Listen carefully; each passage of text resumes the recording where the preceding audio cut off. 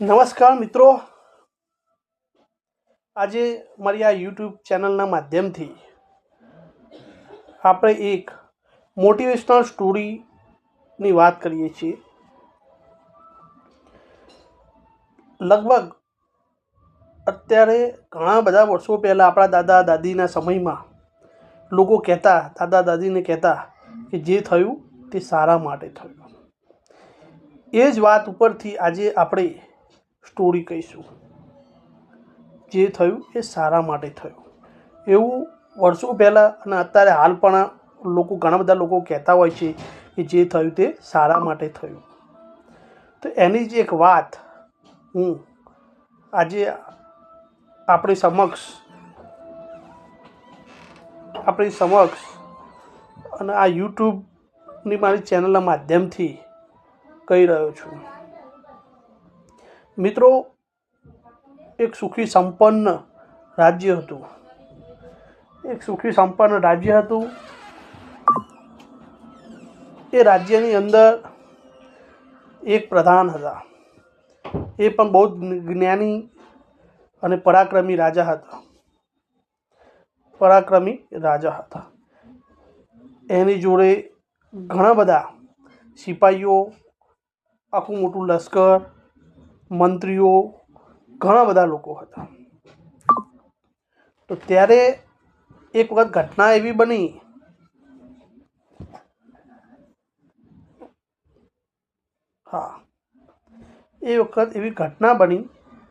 કે તેની અંદર જ્યાં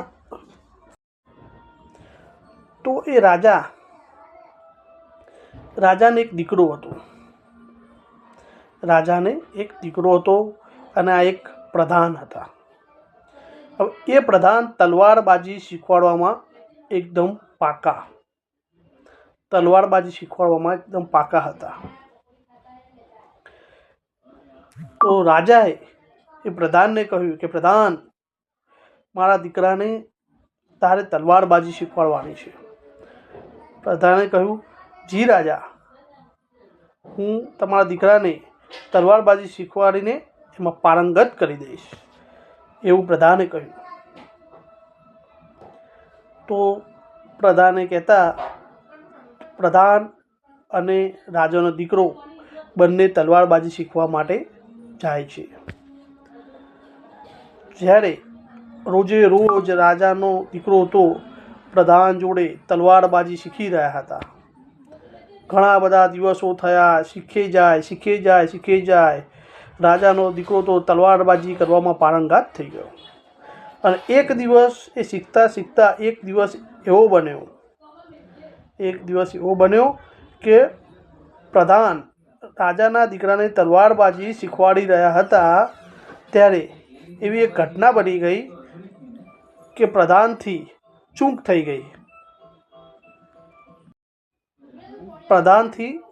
ગઈ અને એ ચૂક થતાં રાજાના દીકરાની આંગળી કપાઈ ગઈ. તો રાજાનો દીકરો દોડતો પ્રધાનની ફરિયાદ લઈને પોતાના પિતા પાસે જાય છે.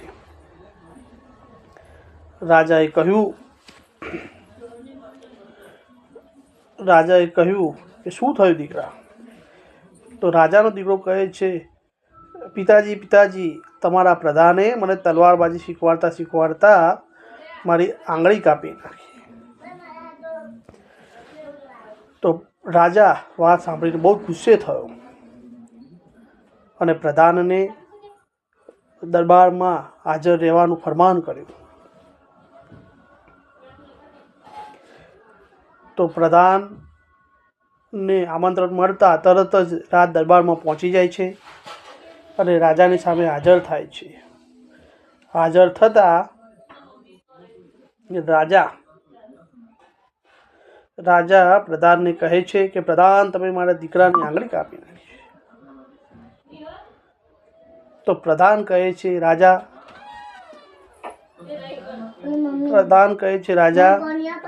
મારી ભૂલ થઈ ગઈ છે, મારી ચૂક થઈ ગઈ છે, એ બદલ હું માફી માંગુ છું, પણ જે થયું તે સારા માટે થયું, એવું પ્રધાન કહે છે. તો રાજા ખૂબ ગુસ્સે થયો રાજા કહે છે કે પ્રધાન, એક બાજુ મારા દીકરાની આંગળી કપાઈ ગઈ છે, તમે બહુ મોટું નુકસાન કર્યું છે અને તમે કહો છો જે થયું સારા માટે થયું. આજથી તમને મારા રાજ દરબારમાંથી પ્રધાન પદેથી બરખાસ્ત કરવામાં આવે છે. તો પ્રધાને કહ્યું, જી રાજા, મારી ભૂલ થઈ છે, હું માફી માગું છું, પણ તમે મને બરખાસ્ત કરો છો એ હું સ્વીકારું છું. જે થયું તે સારા માટે થયું. એમ કરીને પ્રધાન ત્યાંથી રવાના થઈ જાય છે.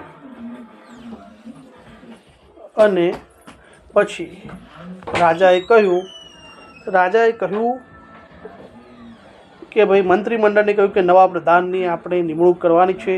કોઈ સારો પ્રધાન હોય તો તમે લઈ આવો. તો એક નવા પ્રધાનની નિમણૂક કરવામાં આવી. નવો પ્રધાન આવ્યો. પ્રધાનને બધી જ માહિતી આપી. રાજાએ તેને ટ્રેન કર્યો, તૈયાર થઈ ગયો. અને એક દિવસ એવો બન્યો, તલવારબાજી પણ રાજાના દીકરાને જે અધૂરી રહી ગઈ હતી ત્યાં નવા પ્રધાને શીખવાડી દીધી. હવે એક દિવસ એવો બન્યો કે રાજાના દીકરાને બહાર ફરવા જવાનું હતું, તેની સાથે પ્રધાનને મોકલવામાં આવ્યો. હવે એ સમય આવી ગયો. રાજાનો દીકરો અને પ્રધાન બંને જણા ફરવા નીકળી ગયા. ફરતા એક જંગલ વિસ્તારમાં આવી ગયા. એ જંગલ વિસ્તારમાં આવતા તેને આદિવાસીઓના ટોળા દ્વારા તેમને પકડવામાં આવ્યા. અને આદિવાસીઓના જે એમને પારંગત જે વિધિ દ્વારા એ રાજાના દીકરાને અને પ્રધાનને એમના દેવી સ્થાનક કે એમના ત્યાં લઈ જવામાં આવ્યા. તેમની બલિ ચડાવવાનું નક્કી કરવામાં આવ્યું.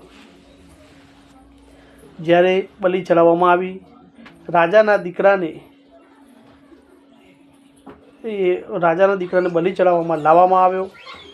ત્યારે બલિ ચડાવવામાં લાવવામાં આવતા રાજા જ્યારે બલિ ચડાવવામાં લઈને લાવ્યા એમને તે જગ્યા બલિ ચડાવવાની જગ્યા ઉપર લાવ્યા. ત્યારે બલિ ચડાવતા જે બલિ ચડાવવાવાળા જે હતા આદિવાસીઓના લોકો હતા, એમનું ધ્યાન રાજાના દીકરાની આંગળી ઉપર પડી અને એ આંગળી કપાઈ ગઈ હતી. તો જે આદિવાસીઓના ટોળામાંથી જે બલિ ચડાવવાવાળા ભાઈ હતા, એમને થયું કે આ તો કપાયેલી આંગળી છે, કપાયેલી આંગળી હોય તો બલિ ચડે નહીં. તો ત્યાંથી રાજાના દીકરાને છોડી મૂકવામાં આવ્યો. અને જે પેલો નવો પ્રધાન હતો, એના રૂપ રંગ અંગ બંગ બધું સારું હતું, તે પ્રધાનને પકડવામાં આવ્યો અને એની બલિ ચડાવવામાં આવી. પછી તે રાજાનો દીકરો ત્યાંથી નાસી છૂટ્યો અને રાજ દરબારમાં જઈ કે પિતાજી, આજે મને આદિવાસીઓ દ્વારા પકડવામાં આવ્યો હતો અને આપણા નવા પ્રધાનની બલિ ચડાવવામાં આવી હતી. પણ પિતાજી, જે આપણા જૂના પ્રધાન હતા, જે કહેતા હતા કે જે થયું તે સારા માટે થયું, એમ કરીને જે થયું તે સારા માટે એવું કેમ કહેતા હતા? તો પછી ત્યાંથી મંત્રીને કહેવામાં આવ્યું કે જે જૂના પ્રધાન હતા એમને લઈ આવો અને એમને પૂછો કે જે થયું તે સારા માટે થયું એવું કેમ વારે ઘડી કહે છે. તો એ જૂના પ્રધાનને હાજર કરવામાં આવ્યો. જૂના પ્રધાનને લાવવામાં આવ્યો. તો જૂના પ્રધાનને પૂછ્યું કે ભાઈ, તું શું આવું થયું છે અને તું શું વારે ઘડી એમ કહે છે કે જે થયું તે સારા માટે થયું. તે એને આ ઘટના કહેવામાં આવી કે ભાઈ, આ નવો પ્રધાન હતો અને મારા દીકરા સાથે આવી રીતે જઈ રહ્યો હતો, બરાબર છે. ત્યાં આદિવાસીઓના ટોળા દ્વારા એમને પકડવામાં આવ્યા. મારા દીકરાની બલિ ચડાવવામાં આવી રહી હતી, એની એક આંગળી કપાયેલી હતી, એટલે એને જવા દીધો એટલે એને જવા દીધો અને નવા પ્રધાનની બલી ચડાવવામાં આવી. તો પણ જૂના પ્રધાને રાજાને એક જ વાત કહી, જે થયું તે સારા માટે થયું. તો રાજાએ ફરીથી એને પૂછ્યું કે આટલી મોટી ઘટના બની ગઈ તો પણ તું એમ કહે છે કે જે થયું તે સારા માટે થયું, તો પછી તું એવું કેમ કહે છે, તે વાતને સમજાવ. ત્યારે પ્રધાને આખા રાજ દરબારની વચ્ચે આ વાત કહી કે રાજા, તમારા દીકરાની આંગળી કપાઈ ગઈ હતી, તે મેં જાણી જોઈને નહીં, મારી ચૂક થઈ ગઈ હતી એટલે કપાઈ ગઈ હતી, પણ જે થયું તે સારા માટે થયું.